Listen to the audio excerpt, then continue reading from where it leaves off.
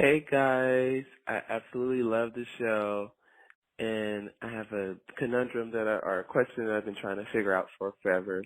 My name is Soul, and my question was, does the composition royalties, the songwriter royalties, are they paid evenly with the master royalties? I've been trying to figure this out. For example, say if my song is streamed and whatever money I make from 1,000 streams, does it split evenly? And if say somebody owns 50% of the song, do they get 50% of the streaming money? But what if somebody buys it on iTunes and then that's like a physical purchase? Do they get 50% of that royalty? Because, mechanical royalties and other royalties. I've been doing so much research. So I know how to register. I know how to give everybody their splits. Now it's actually splitting the money made from these various royalties and entities that pay you. Is there any easy way to figure this out? Am I just supposed to stumble until somebody sues me? Um, but no, thank you guys for your time. And yeah, I love the show. Keep it up. I listen to it all the time. Bye.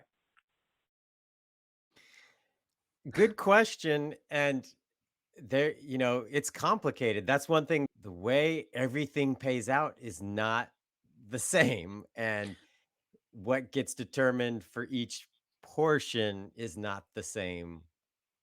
Yeah, I was just gonna say the short answer is no, they're not the same, they're not equal, and they're very much consumption dependent. So, like on streaming, 50 some percent of the royalty goes to the sound recording rights owner, leaving 15 or some percent for the publisher songwriter.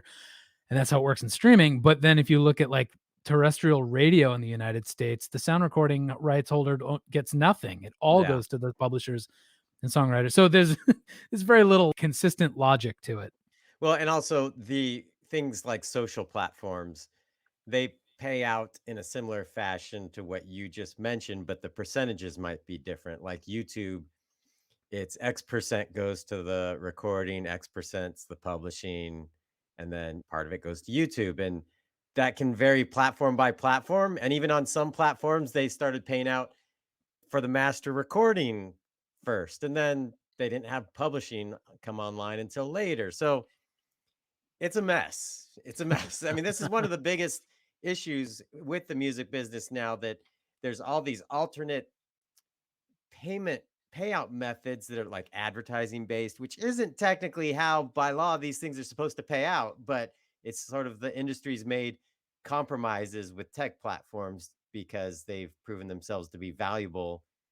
But for streaming services, we say for every $5 that you make from streaming for the mass recording, about an additional dollar would go towards the publishing.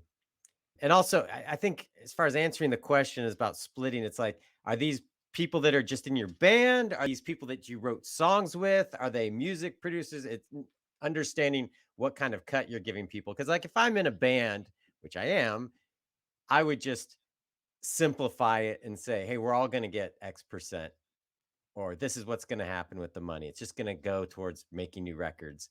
So we don't get too technical about, well, I wrote this song, so I'm going to slice out my 5 cents here and my dollar over there. Well, to simplify it in a way, it sounded like they were in the United States or Canada. So if you use CD Baby Pro Publishing, that covers you for sound recording royalties you'd be getting through distribution, covers you for songwriter publishing stuff, social video monetization.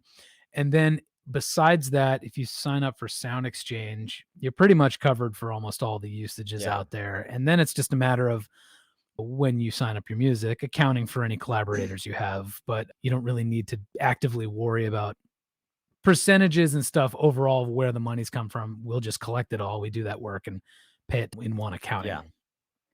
Yeah. I think, with collaborators and paying people, it all starts with whatever agreement you have with them, because it could be anything. It just depends on what the person's role is, what they're contributing, what you have decided is going to be the deal, and then sticking to that. So I think that's why there's so much interest around certain things with using blockchain technology to solve some of this. Because if you do have a true ledger that is accurate and the information inputted into it is accurate and the money just automatically flows to the right people based on whatever activity happens, that would be ideal.